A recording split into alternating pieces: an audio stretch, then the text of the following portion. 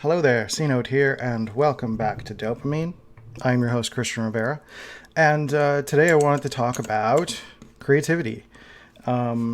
Specifically, a question someone asked me. I posed a question on Twitter related to related to. I think I just asked general question. I just said, leave me a general question about creativity, because creativity is something I want to cover a little bit more. Because I've had a creative career for 20 years, and I feel pretty comfortable with the idea of creativity in really any medium or space. So I wanted someone to ask me a question about it, and the question is, in this case, let me pull it over. How do people trigger it when desired? It being creativity. How do people come up with jokes starting from nothing? It boggles my mind that people can do this. And that makes sense. I think there's a lot of our relationship to creativity is a challenge in and of itself. And creativity is something that many of us feel like we don't have. That perhaps we have a limit in our definition of what it means to be creative. Like that you're only creative if you're a painter or a designer or someone who does something with colors or physical drawing or digital drawing or something like that. That creativity is only illustration or being able to make something out of a blank canvas. And while I want to cover this in more detail throughout, the future of this channel and some work that Molly and I are going to do together, I largely want to cover this question of why, or how do people trigger it when desired? So, creativity in its essence, there are fewer things that aren't creativity than there are things that are creativity. There's so much that is creativity that it's really kind of about allowing ourselves to let the creativity come out of us, right? Like, creativity is very natural to the human experience. Imagination is very natural to the human experience for a very long time in our growth. I'm going to talk about it in more detail with spiral dynamics related videos, but essentially the first 4 levels of our growth in terms of spiral dynamics are very much focused on our relationship to imagination, to imagining nature gods, power gods, the mythic idea of a grand god, an overseeing omnipresent god, and not just those things, but many other aspects of our reality and our experience is very much about our imagination, trying to predict the future, trying to figure out what's coming next, trying to make a plan, trying to make a plan is a very much an active use of our imagination and creativity. Like, this is where I want to go, and then I have to figure out the steps to possibly get there. That's a creative process. And so that's no different than manifesting something on a canvas or on a Photoshop document. You're taking some criteria, an idea, something you want to create, something you want to do. You're understanding the guidelines of it, and then you're letting yourself roam free within those guidelines, right? So in a lot of ways, our relationship to creativity and to imagination is relative to the expansion of our perception, right? So expanding our perception as we grow and get older. For little kids, your imagination is relative to maybe what you see on TV or what your parents talk about or what's in your room or what's at school, right? And then beyond that is up to the imagination in terms of things like the Tooth Fairy and Santa Claus and stuff like that. Things from outside that come in and are things that we have to create imaginations for, because we as children are not able to physically expand the boundaries of the world and see that whether or not this thing exists. The same is true for like power gods, and the same is true for, bigger stuff like that. Imagination is a very valid creative process. And so harnessing our imagination in a lot of ways is if I'm talking in the macro, it's really about, or in the micro rather, it's really about letting go. It's letting go of self-expectations. So if you're sitting in front of something you need to create, I think it helps to, when you're feeling stuck, writer's block, or you're staring at a blank canvas and it's terrifying or whatever, we always need something to work with. Imagination and creativity don't come from nothing. Everything comes from our perception, our experiences, our understandings. And so part of the question here is, how do people come up with jokes starting from nothing? They don't. No one, everything is a remix, right? That's not to say originality doesn't exist, but everything is a remix because everything that comes through you is going to be some version of original if you're letting it be authentic. But everything is a little bit of a remix of everything else. So no joke is coming from nothing. It's coming from your personal experience. It's coming from... Okay. It was stuck, I guess. Now everything's overexposed. Where's the exposure? That's a little better. Okay. So to keep this question up on screen, what was I talking about? Oh, yeah, no jokes come from nothing, right? And so it comes from personal experience, which is why I think I recently overheard in an interview with someone was talking to Trevor Noah, and he said that I got great advice from Chris Rock saying that, like, you're working too much and you're going to start doing comedy about comedy. You need to do comedy about life experiences. You need to go do things. You need to go experience things. You need to go live your life, because it's in those observations that a lot of great comedy comes from, right?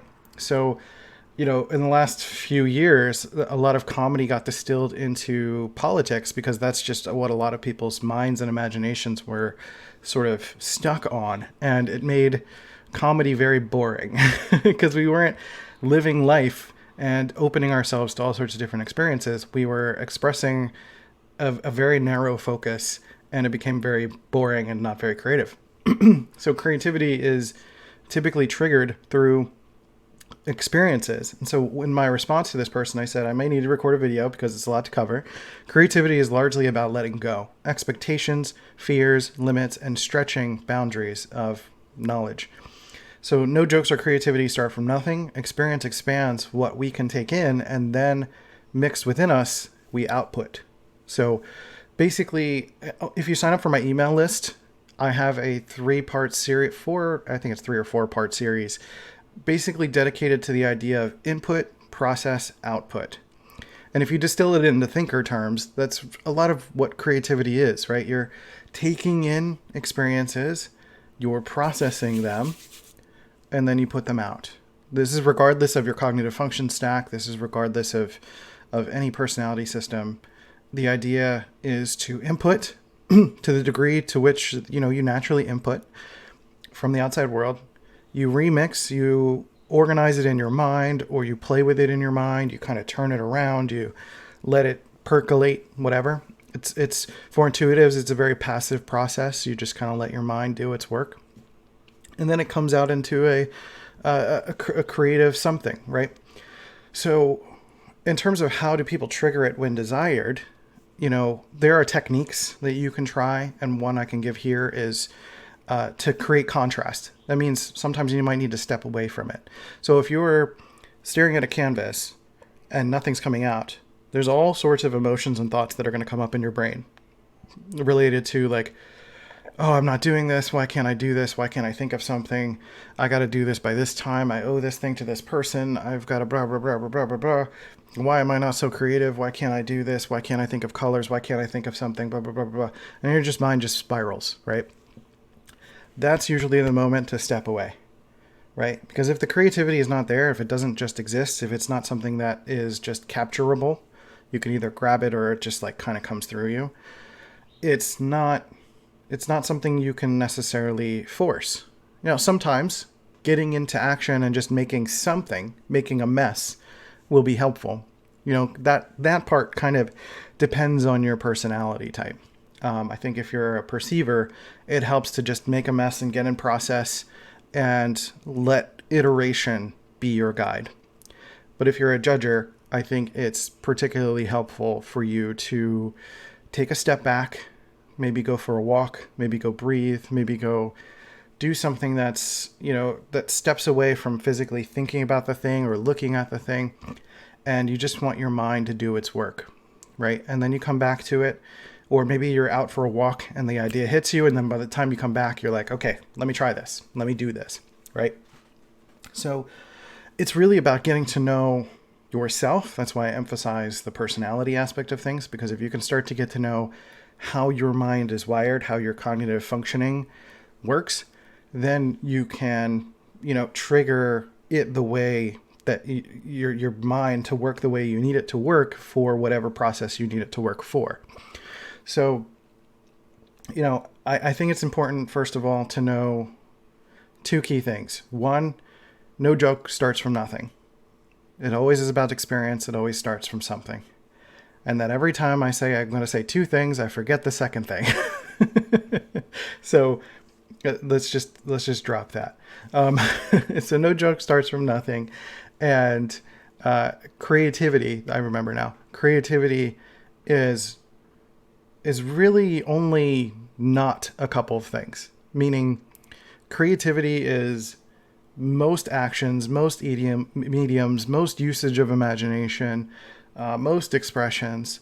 And I think the only few things that maybe don't count as creativity is literally copying and pasting what somebody else did. Something that is not filtered through you and your authentic experience, or something that is not unique to your experience. Like, I don't think, like, and I mean literally copying and pasting in terms of like same tonality, not using your own personal self. Meaning you can tell a joke that someone else created, but if you're telling it in your way, that's creative. It doesn't necessarily, you're kind of doing creative fair use. You're able to repurpose it and being able to express it in a different way. That's basically, it's like remixing a painting or a song or something like that. But if you took someone else's joke and you just played it on your phone and it was literally that person telling the joke, like, it's not your creativity. It's maybe your taste is the creative thing. Maybe you have enough taste to realize that this is a unique joke or an interesting joke or a funny joke. And perhaps your acknowledgement of like what someone else would find funny, like that can be creative. Creativity is just like so much more expansive than we give it credit for. And so I would feel that if you're going to trigger creativity, it starts there. It starts with acknowledging that so few things are not creativity, that you have to allow yourself to even first recognize that you are inherently a creative being. And that's just part of what we do as humans. We input, we process, we output. That's what we do, right? And so the best thing you can do is to enable that flow. Create contrast, take a walk if you need to take a walk, go have a conversation if you need to have a conversation, go write things down if you need to write things down. Whatever you feel like your brain is telling you that you need to do, go do it. And that'll get you back into the flow of things, right? So really enabling flow is what this is all about. It's why I teach personality stuff. That's why I talk about personality stuff. Because if you can get to know your cognitive functions, you can get to know when something's just like you're stuck at a wall, usually means that another cognitive function needs attention, or another part of you needs attention. You need to go do that. And, maybe you're feel like you need to be in the output phase, but you actually you're actually in the input phase, right? Where we think we are and where we actually are usually one of the biggest challenges when it comes to stress. If you're stressing about not being creative, that probably means that you feel like you should be in the output phase, but you're actually in the input phase or the process phase. And so it's really up to you. And part of what I'm hoping to offer in the future around some creative coaching stuff is figuring out what part of this you're in. Are you in the input phase? What does that look like for you based on your personality type or your life and your experiences? Or are you in the process phase? And does this mean that I'm distracted by the exposure? Are you in the process phase? What does processing look like for you? Do you need to write things down? Do you need to whiteboard? Do you need to talk to someone? Do you need to make lists? Do you need to mind map? What does processing look like for you? And then output. What does output look like for you? Is it paint on canvas? Is it writing? Is it talking? Is it creating a YouTube video? Is it writing an email? Is it puppetry? Is it puppetry? Maybe it's puppetry. So I'm going to let this guy do the talking. Okay, so this is the end of this video. We're done here. So I don't know. what does creativity look like for you? If you have questions, let me know. Comments below, down there. Click the buttons also down there. Like, subscribe, notifications, all that fun stuff. And if you sign up for this guy's email list, then you'll get that input, process, output situation that he's been talking about. I probably should have put on a voice, right? I'm going to talk like this now. I don't know. Sometimes it's just like that's what creativity can be sometimes. Just like, you just turn it. You just a little bit, just like that. All right? Just turn it. Just turn it. Just turn it. Right? So, I don't know. Go create something. Have a good time. Or input. Or process. Or whatever you need to do. But right now, I'm just going to fade out and click the button. And I'll see you on the next video, man. Bye, buddy. See